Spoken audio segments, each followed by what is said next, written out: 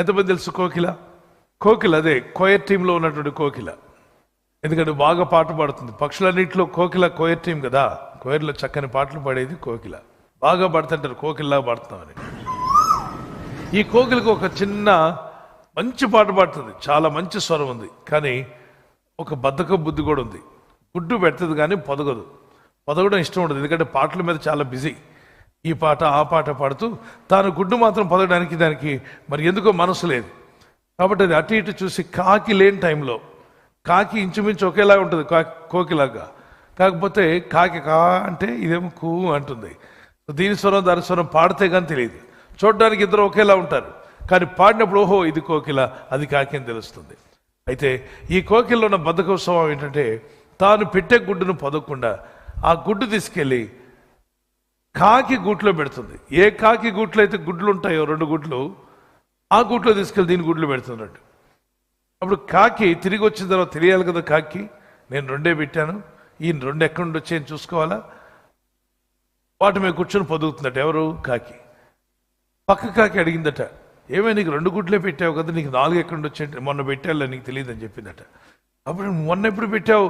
కాకి 2 కదా పెడుతుంది, 2, 3, 4 ఎలా వచ్చాయంటే నీకు తెలియదు, మన రాత్రి పెట్టేశాను నేను అని చెప్పి అది పొదుగుతుందట. ఎక్కడ? కోకిల గుడ్ల మీద. సరే పక్క కాకులు ఎన్ని చెప్పినా వెళ్ళా. ఈ కాకి పొదిగింది, 4 పిల్లలు వచ్చాయి. కాకికి 2 పిల్లలు, కోకిలకి 2 పిల్లలు. 4 గుడ్లలో బయటకు వచ్చిన ఈ పిల్లలను పోషిస్తుంది కష్టపడి.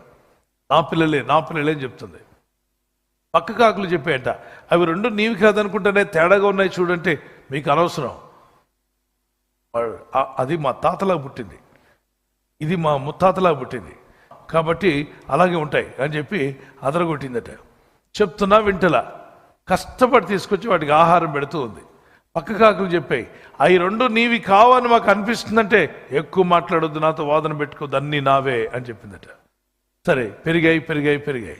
కొంచెం రెక్కలు వచ్చేసరికి పక్క చెట్టు మీద ఒక చిన్న కోకిల స్వరం వినిపించింది, కూ అని.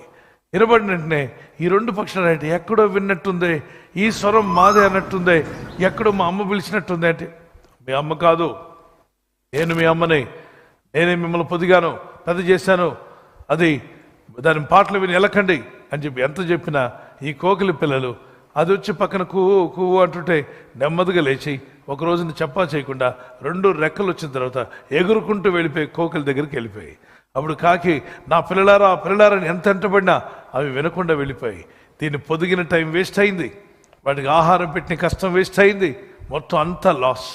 అంటే తాను పెట్టని గుడ్లు పొదిగితే ఇలా